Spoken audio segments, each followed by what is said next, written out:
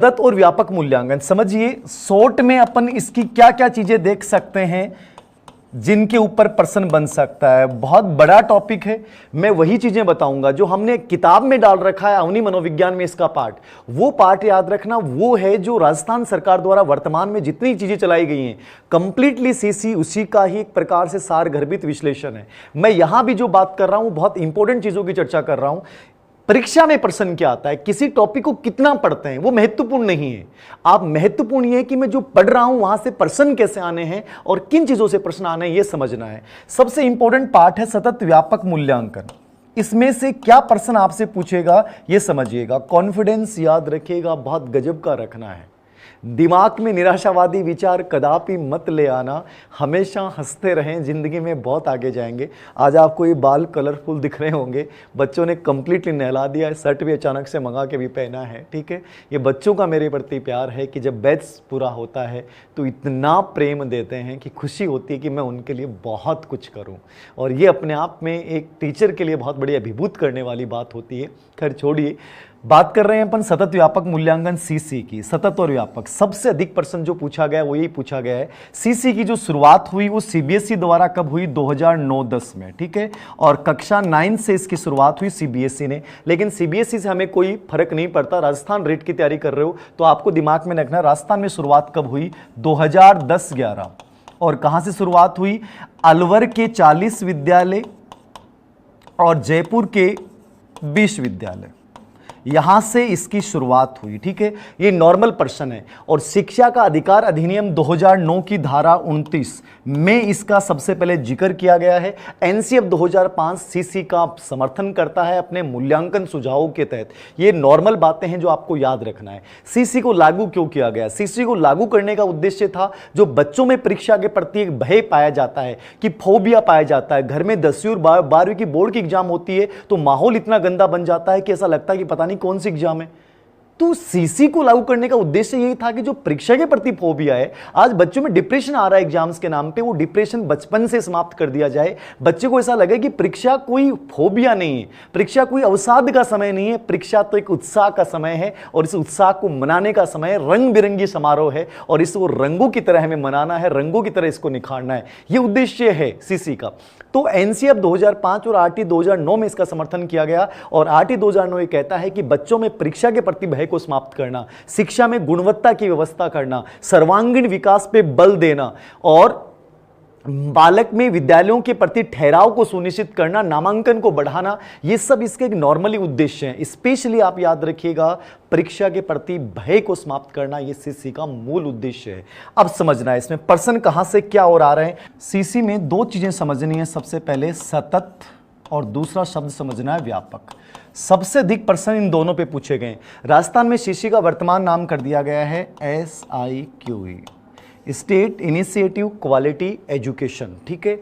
सतत का मतलब क्या है इसको समझना और व्यापक को समझना। सतत का मतलब है निरंतर रूप से आकलन किया जाना, जिसमें इकाई योजना भी आती है, जिसमें निदानात्मक परीक्षण भी आते हैं, जिसमें उपचारात्मक परीक्षण भी आते हैं। और बच्चे को अपन समय समय पर जो फीडबैक देते हैं वो कंप्लीट प्रक्रिया के शब्द को व्यक्त करता है सतत। सतत का मतलब क्या हो गया, नियमित रूप से पूरे वर्ष भर साप्ताहिक रूप से या प्रतिदिन रूप से बच्चे का नियमित रूप से आकलन दर्ज किया जाता है, बच्चे का निदानात्मक मतलब मूल्यांकन किया जाता है, उपचारात्मक मूल्यांकन किया जाता है, शिक्षण की व्यवस्था की जाती है, समय समय पर बच्चे को फीडबैक दिया जाता है। इस संदर्भ में क्या सतत, सतत का शब्द का अर्थ क्या हो गया, निरंतर हो गया।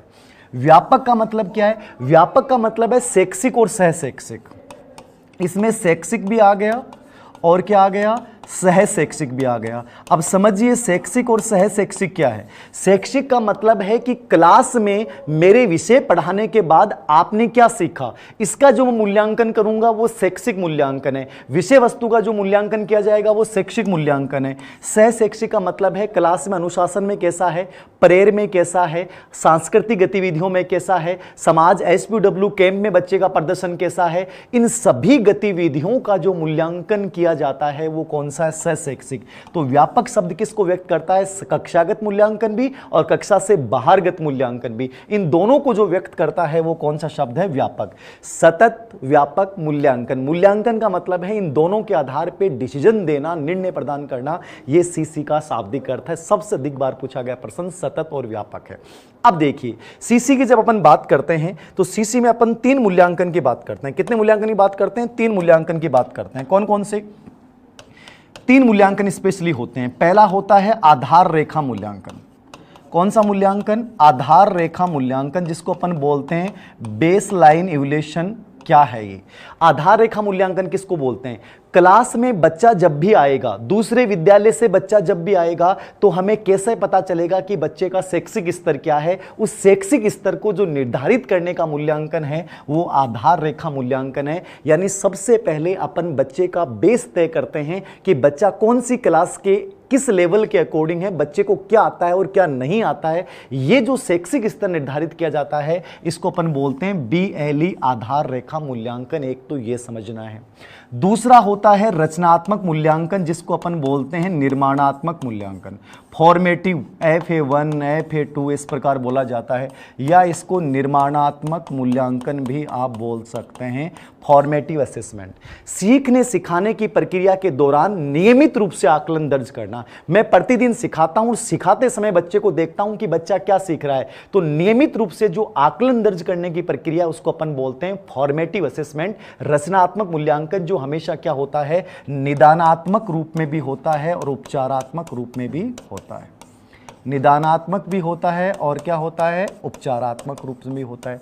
ये याद रखना। रचनात्मक मूल्यांकन क्या होता है? नियमित रूप से आकलन दर्ज करना। उसके बाद 3 नंबर पे मैं बात करूंगा, सबसे महत्वपूर्ण मूल्यांकन है इसका योगात्मक मूल्यांकन। कौन सा मूल्यांकन? योगात्मक, समेटिव असेसमेंट। योगात्मक क्या है? SA1 SA2 SA3 इस प्रकार से होता है। राजस्थान में वर्तमान में 3 योगात्मक मूल्यांकन लिए जाते हैं, जिसमें 5वीं और 8वीं क्लास में केवल 2 ही योगात्मक मूल्यांकन होते हैं। समझना योगात्मक मूल्यांकन का मतलब क्या है। योगात्मक मूल्यांकन का मतलब होता है निर्धारित समय के बाद निर्धारित पाठ्य वस्तु का किया जाने वाला मूल्यांकन। अपने टाइम में जो अर्धवार्षिक परीक्षा और वार्षिक परीक्षाएं होती थी वो एक प्रकार से कौन सा मूल्यांकन था? वो योगात्मक मूल्यांकन, समेटिव असेसमेंट होता है। तो राजस्थान में 5वीं और 8वीं में नहीं होता क्योंकि बोर्ड परीक्षा हो जाती है। बाकी योगात्मक मूल्यांकन तो निर्धारित समय बाद निर्धारित पाठ्य वस्तु के आधार पर किया जाने वाला मूल्यांकन कौन सा मूल्यांकन है? योगात्मक मूल्यांकन है, याद रखना। और इसी मूल्यांकन के आधार पर राजस्थान में 3 ग्रेड दी जाती हैं, A, B और C। A ग्रेड का मतलब है जो बच्चा अपने आप कार्य कर लेता है, स्वतंत्र रूप से कार्य कर लेता है, किसी की सहायता की आवश्यकता नहीं है, उस बच्चे को अपन A ग्रेड देंगे। और B का मतलब है जिसको सहायता की आवश्यकता है, मतलब टीचर की सहायता से, अपने दोस्तों की सहायता से कोई कार्य करता है, वो B ग्रेड में आएगा। और C ग्रेड का मतलब है जिसको विशेष सहायता की आवश्यकता है, वो ग्रेड कौन सी दी जाएगी? C। तो योगात्मक मूल्यांकन के आधार पर अपन 3 ग्रेड देंगे, A, B और C। ये याद रखिएगा। राजस्थान में वर्तमान में कितने योगात्मक मूल्यांकन होते हैं? 3 होते हैं, समेटिव असेसमेंट। ऐसे ही सीसी में एक शब्द और भी आता है, ABL। ABL क्या है? Activity based learning. ABL कक्ष आजकल बोला जाता है, सीसी के अंतर्गत प्रयुक्त की जाने वाली सामग्री है। पहले लहर कक्ष होते थे, गतिविधि आधारित अधिगम, बच्चे को करके सिखाना है। स्पेशली कक्षा 1 से 2 तक होता है, लेकिन इसका प्रयोग अपन दूसरी, तीसरी, चौथी, 5वीं के बच्चों के लिए भी कर सकते हैं। ये होता है ABL, एक्टिविटी बेस्ड लर्निंग। ठीक है। सीसी हमेशा याद रखना बाल केंद्रित होता है, बच्चा इसके प्रधान में होता है, ना कि शिक्षक इसके प्रधान में होता है। तो ये कुछ सीसी की अति महत्वपूर्ण चीजें हैं। ये पूरा सीसी नहीं है, याद रखना, बहुत सारी चीजें हैं। उम्मीद करता हूं कुछ बेसिक चीजें आपके समझ में आई होंगी। और टेंशन मत लीजिएगा, तनाव मत लीजिएगा। एग्जाम कभी भी हो, हमें बेहतर करना है और निश्चित रूप से करेंगे।